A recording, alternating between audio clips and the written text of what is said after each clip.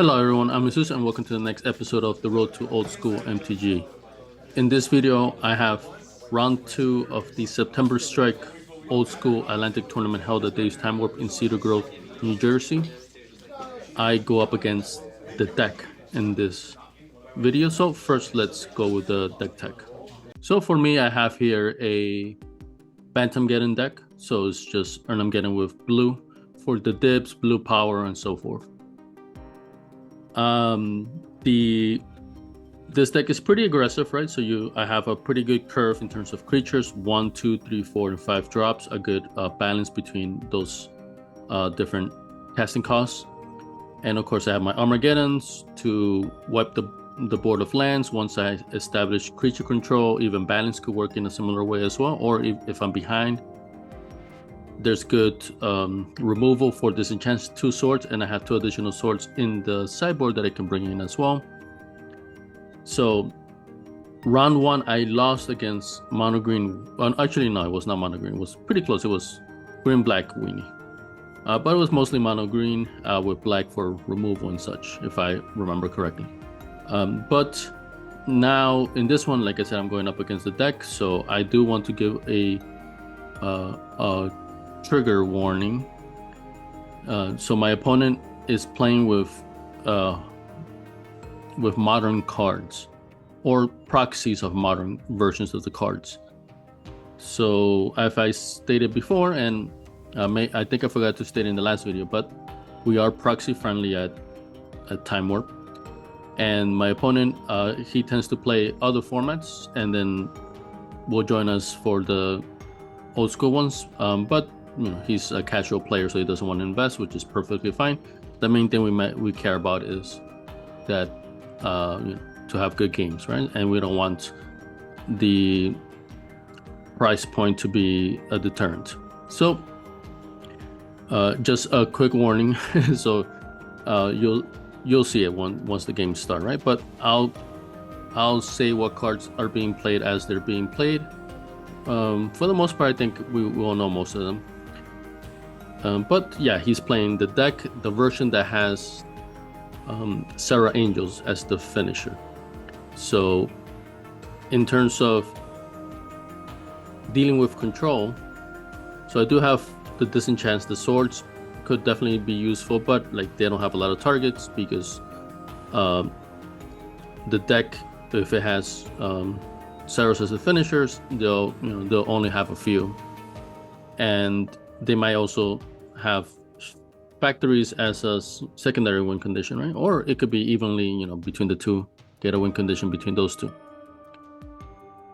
So the traditional targets that I would hit with swords, basically are not there, or they're, fewer targets. But that could mean just the swords are even more powerful, if anything, right? Because there's fewer targets, so fewer ways the opponent can win. But they'll have counter spells, the usual things the deck is known for, right? So looking at the sideboard, energy fluxes could come into play. The deck definitely relies upon artifacts a lot, so that's something I could bring in. And then maybe Tranquility, depending on what he brings it. If I see the Abyss or Moat, things like that, Tranquility could be used as well for me to bring it from the sideboard. But the first game is crucial. Winning that first game is crucial, because then with the sideboard help, I could hopefully get the second one. But yeah, the deck of course is very famous in old school, very hard to beat, so this is definitely going to be a harder one for me. So let's start with game 1. I'm on the left, opponents on the right, no mulligans. I start with a Plains Lion and a Mox Sapphire, so good start for me. So getting aggression first from the very first turn. So opponent places island and then 2 Moxes, the ruby and the pearl, right? So red and white. Second turn, I come in for an attack. I play a tropical island, but then I don't do anything. So here would have been a great time for me to drop a dib or something, or pixies, right? So I gotta get that creatures. So he is played another land, a Plains, I believe, and then another Mox, a Mox Emerald. So he has 5 mana already, so he could already Wrath of God and whatnot. So here I have 4 mana, now I got a second tropical. Probably casting a dip, so that means I didn't have a dip beforehand. Or also would have cast a Laster. Alright, so stays in place, so we'll see. He could have maybe a Wrath or Maze. So it seems like a Wrath. Yeah, so that's a Wrath of God. So both my creatures are out. He plays a Factory, right? So that's what I was mentioning, so he can come in for the hits. I do have Disenchants, so I could maybe use it for that. So 2 mana, there we go, Pixies. So it's a good way, and then that's perfect with the Factories because they cannot be blocked by them. So I can come in for an attack. So my opponent's at 18, I believe. I don't know if I hit him twice. Maybe. And yeah, I think he says 16 there. Well, we'll see.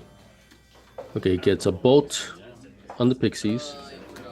And then sorry for the glare. So there he goes. He comes in, activates the Factory, and then attacks. So with the Pixies out, that could be in, that leaves him wide open to come in for the attack with the Factory, right? So right now, that's the only win con that he has. And then the rest of his board is just to establish control. So look at this, like 3 lands maybe, but mostly are, yeah, 4 lands, but then like there's 3 Moxes. So that's what I was mentioning. Energy Flux would render all those Moxes useless after the first turn. All right, so here, okay, so that was a misplay for me. I did an end of turn. I could have saved myself 2 damage because he came in for the attack, but I think, you know, I was just seeing what else he did. So I'm checking what he, you know, what he has out in terms of mana open. Maybe I'm afraid of a counter spell, but you know, if you're playing against the deck, you know your stuff's gonna get countered. You just gotta go for it. Ooh, so okay, I remember this play. So I was doing the Disenchant after the fact because I wanted to tempt him to counterspell the Disenchant because you know, he may want to keep his Factory, you know, since that's one of his win cons. But he didn't bite, and then he let it die. But then now, that means he didn't use a counterspell if he had one, and now I'm going for a Armageddon here. I have 2 cards in hand, so if I have a land plus a Mox, but either way, right? So he doesn't have that much. Okay, so he disenchants my Mox as a reaction, and then I play a Tropical Island, but he lets it go. He draws, does not get a land. So I think that's a manager. He could have made counter spells, and he was saying that, yeah, like in hindsight, he should have countered it, because you see now he's getting no lands. So but then me also, right? So I didn't have the best setup. Okay, so he's getting more colorless, so that's still okay, right? But not, you know. Okay, so 3 mana, dib. Okay, there we go. Okay, he passes. I take a damage, so I can come in for 5 attack here. I drew an Ancestral. So I'm seeing what he has, right? Because I'm afraid of. Okay, I should have attacked. I think I should have also attacked in addition. We'll see. If I don't do anything else, then yeah, I should have done it. So okay, but I could have still come in for 2. I think that's a misplay for me. Maybe I was afraid also of him destroying the. Actually, maybe not, because I was afraid of him destroying the Factory. Because since I'm building up from the Armageddon, I need all the mana. So maybe that's why. But we'll see. Alright, so I took a damage, so now I'm activating. I'm coming in all out. 7 damage potentially.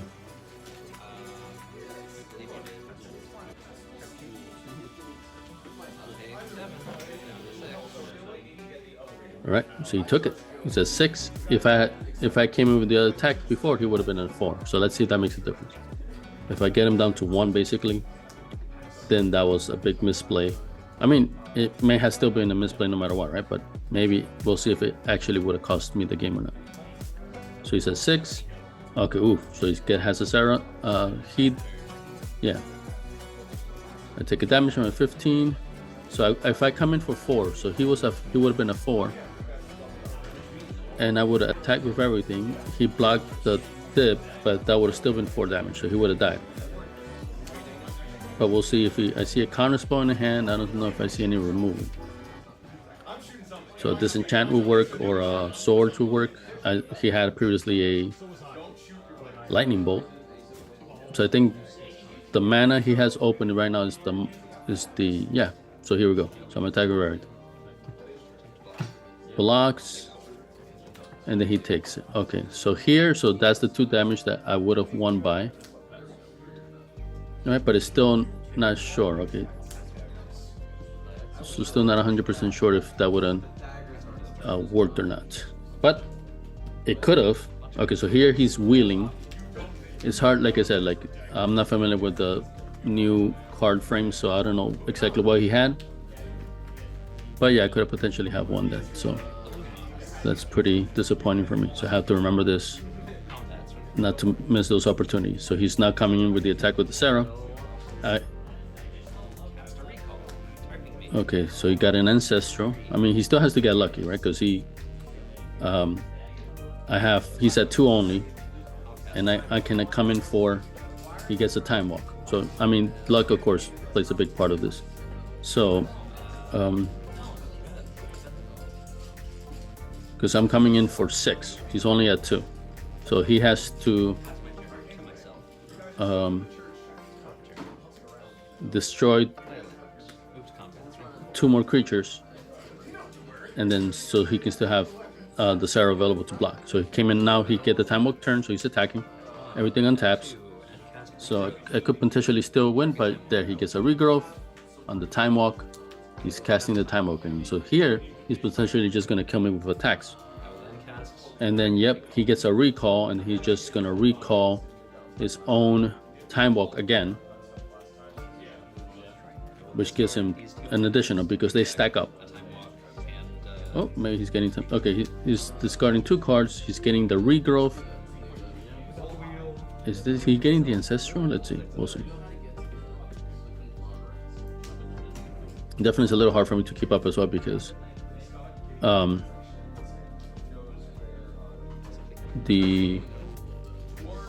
not familiar with a lot of these card frames. All right, so he's took his 2nd turn. So here, so yeah, I just want to keep track of how many times. But yeah, by this point, yeah, he's coming in for the attack now, but then he's going to get in an extra turn, and then he has the recall to get in a 3rd one, right? So basically, he was able to. He didn't give me a turn, basically. Of course, luck played into it. He drew the Ancestral, he drew the regrowth, and then the recall, because he discarded everything, right? It was a wheel first. But the deck, lives and dies by that, by just luck. If you have all the best cards, you're likely to get a good draw when you do a wheel or a Time Twister, right? So I was close, so that's what I was mentioning. I definitely needed to win that game, but I did not. So now it's going into game 2. Okay, so my opponent mauled twice.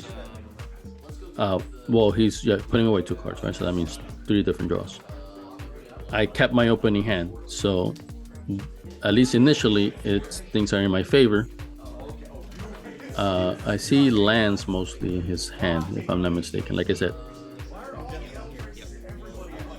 it might be a little triggering, just seeing all this. Unfortunately, I do not capitalize on his 2 mauls because I started very slow here.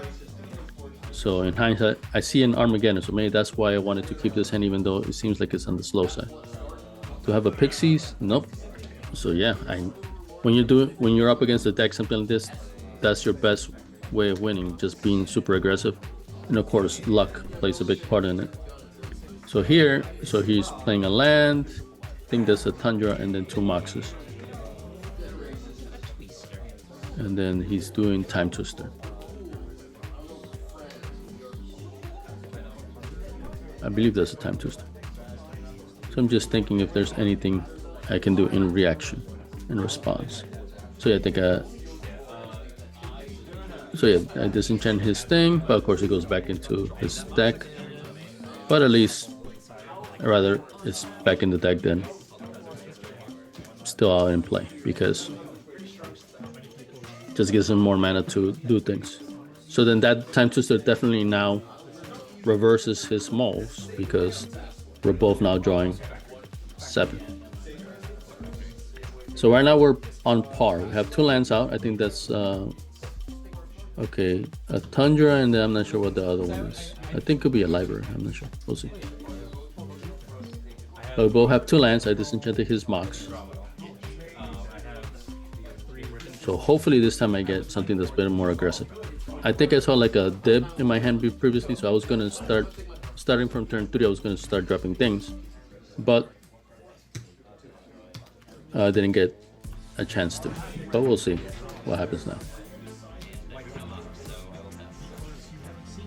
So yeah, I think that's a library proxy.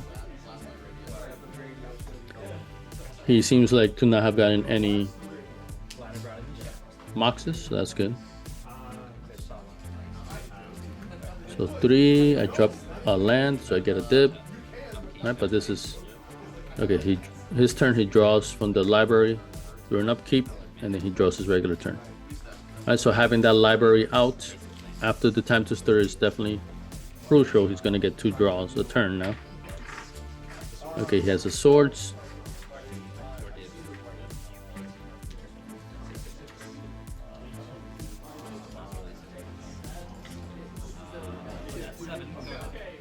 And then he passes. So I gain 3 life. I'm at 23. He's also at 20. Neither of us has taken damage yet. So this is definitely not good for me. So he has a pretty big hand. He's drawing 7. He's doing an Ancestor right now. End of turn. So I played a Juggernaut. That's good. Having aggression out, things for him to deal with. So he plays 2 Moxes maybe. He must have drawn them right from the Ancestral previously. So that way, or else he would have played it probably. Alright, so he gets that disenchant against the Juggernaut.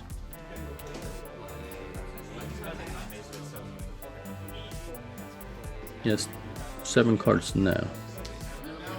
So he has, maybe not. Yeah, so he has 7 cards now, so he almost made a mistake of playing a land before, and then it would have dropped him down to 6. Alright, but he's at 7, drew 8, and now he dropped a City of Brass, I believe, so now he's still at 7. Alright, so I see a Sarah Angel, I believe. 5. Okay. He definitely can counterspell. He has a City of Brass, he has a Tundra, I believe. Yep, there it is. So he takes the damage, 19 from the city. But that's a small thing to lose out for.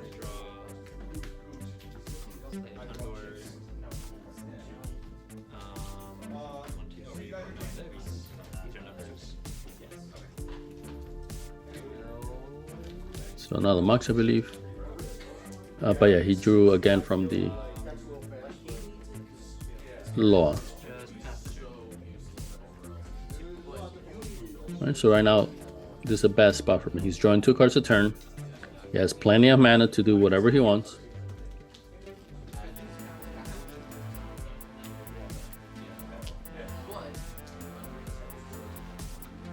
If he starts getting a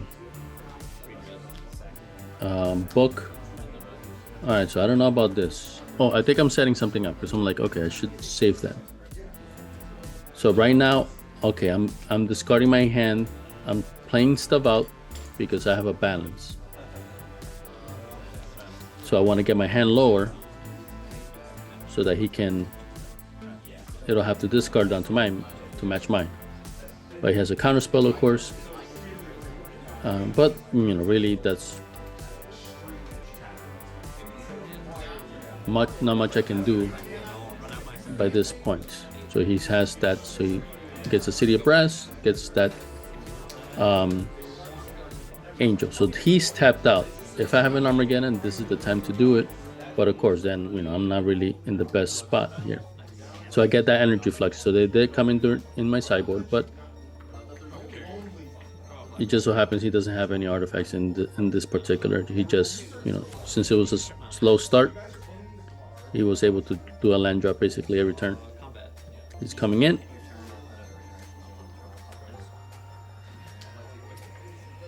I take 4.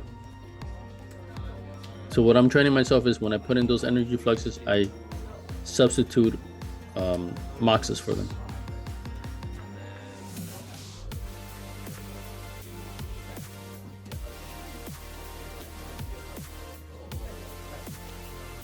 Alright, so he plays a Lotus.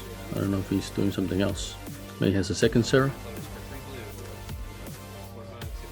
Oh, he's twisting. Oh no, recall.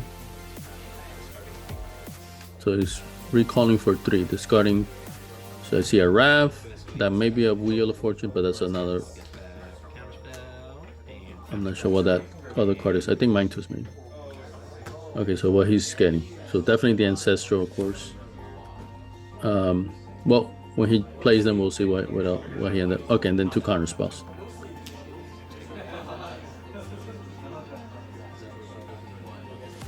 Alright, so it comes for attack on my 15, but he got 2 counter spells again. So let's say I was to cast something. So 4, 8, 12, 16, he come 4 attacks, and then he ends up winning. Okay, so he's under the law now, but he's still coming in for attacks. I'm not getting good stuff. I have 2 cards in hand, so I'm top decking all these things, and he's getting an Ancestral there.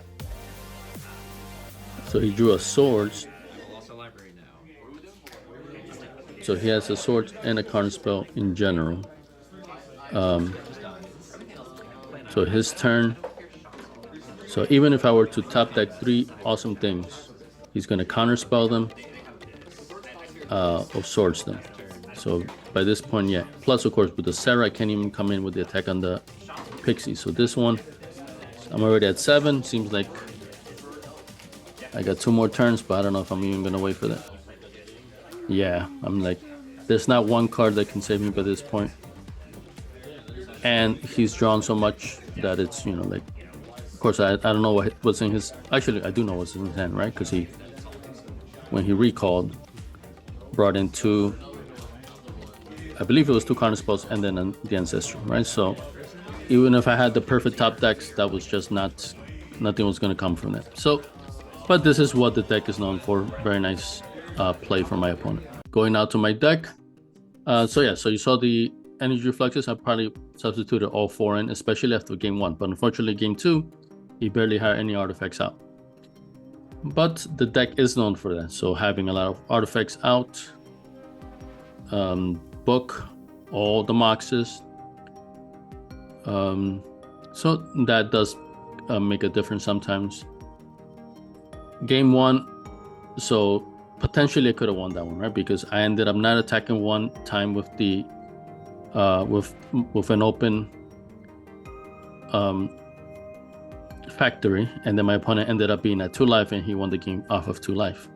So of course I don't know what else he had in his hand, especially with him playing cards that are that don't have the old borders, right? So it's hard to tell what it is that he had just from looking at the side. But potentially could have won that first game, and then that would have. So this game 2, he would have won, but then I could have then reacted a bit better for game 3, right? So for this, really, game 2, I had that slow start. I just play lands, so I think I have to be aggressive with like the deck or something that's controlling, and I have to mulligan myself, even if I get an acceptable hand. If it's not fast and aggressive,